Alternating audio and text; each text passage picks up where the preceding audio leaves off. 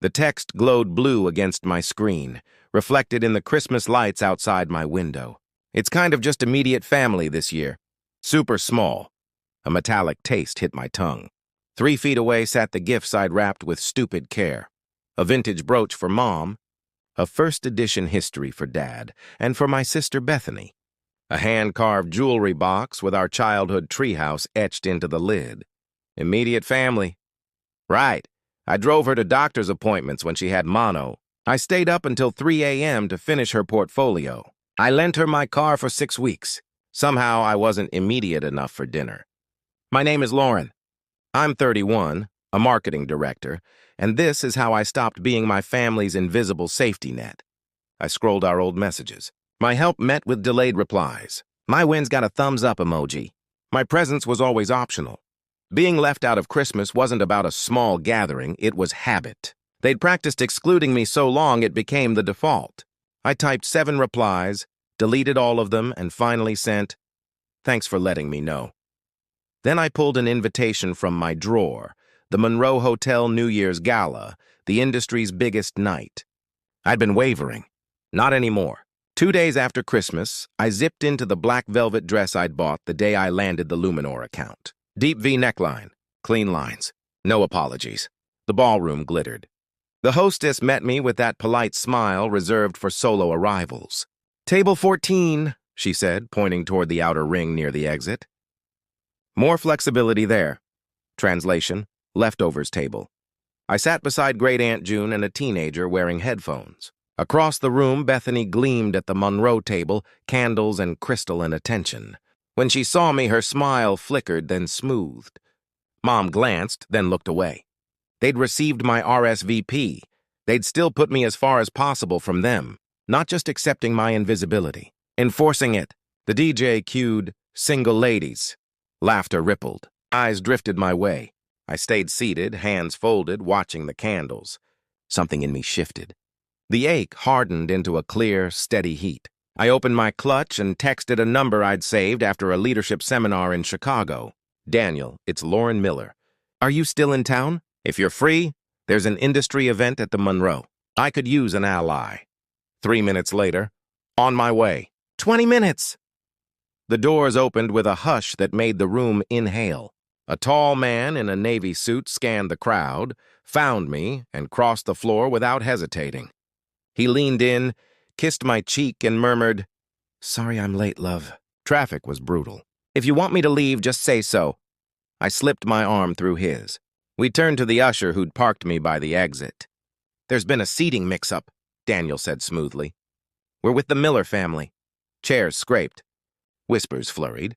Suddenly, we were at the main table, between my uncle and cousin, Daniel's hand warm at my back, steady but not possessive. Wine appeared. My family stared. I said nothing.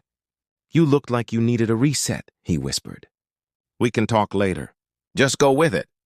Eventually, I asked, "You going to tell me who you are now?"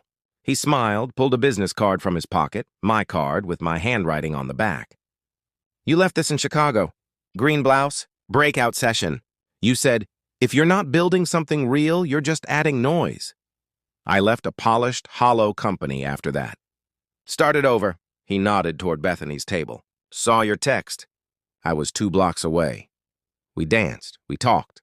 For the first time in years, I felt seen, not because someone needed something, but because someone actually looked.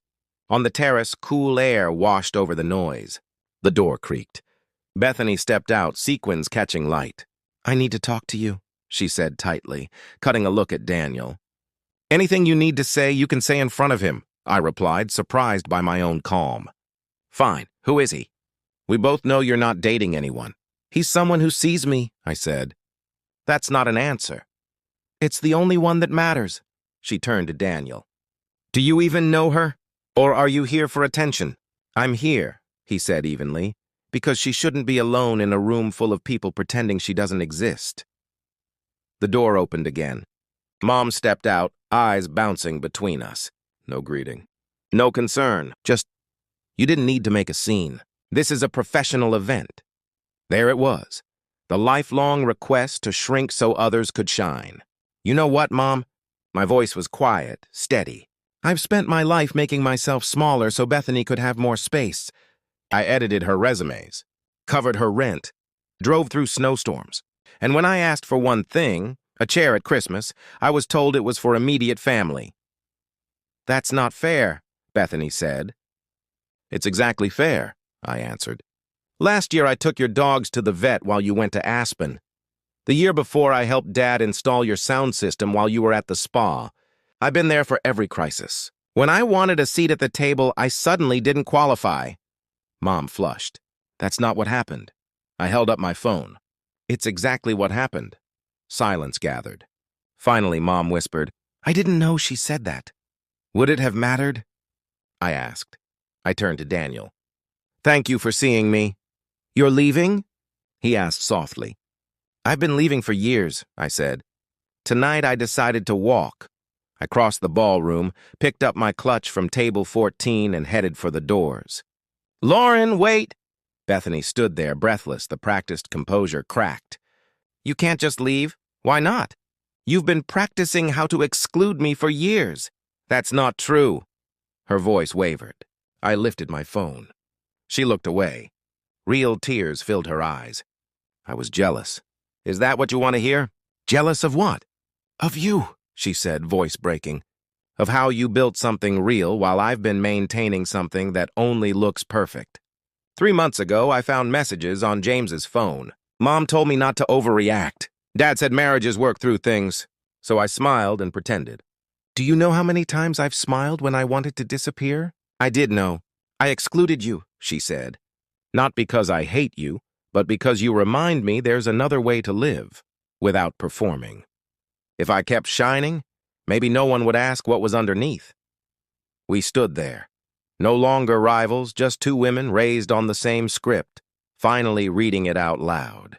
I didn't need an apology, I said. I needed you to stop pretending I wasn't standing right next to you. Bethany nodded, reached into her purse, and handed me a folded invite, Family New Year's Day brunch. In the margin, she'd written, You were never invisible. I just kept you in the shadows. No tears, no hug, just a silence heavier and kinder than any toast. 2 weeks later, Mom texted, We're doing Sunday brunch. Very casual. It'd be nice if you could join us. No apology. Just an open door. I looked at the invitation still tucked in my planner, then replied, I'll be there.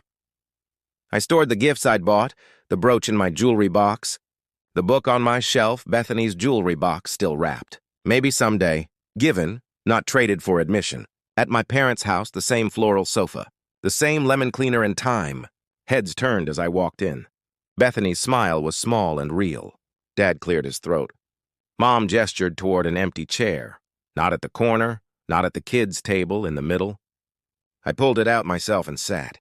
No speech, no fuss. The room simply adjusted as if it remembered a missing weight and finally shifted to balance. Bethany passed the orange juice. I poured my own. Forks clicked. Conversation found its rhythm. Nothing dramatic, just the beginning of different. I hadn't come back to be chosen. I came back so they'd stop pretending I wasn't there. Across the table, Daniel caught my eye. No wink, no grand signal. Just the steady gaze from that first night, like I belonged. Maybe I always had. Not because they finally noticed, but because I finally did. As for Bethany and James, they started counseling the week after New Year's. It's a process, she said quietly while we cleared plates. At least we're honest about what's broken. I nodded. Honesty is a start. Boundaries are the rest. I went home, set the folded invitation back in my planner, and exhaled. I hadn't won a scene. I'd changed a story. Not by shouting, not by begging, by refusing to disappear. Sometimes immediate family isn't who invites you, it's who sees you. And sometimes that begins with you.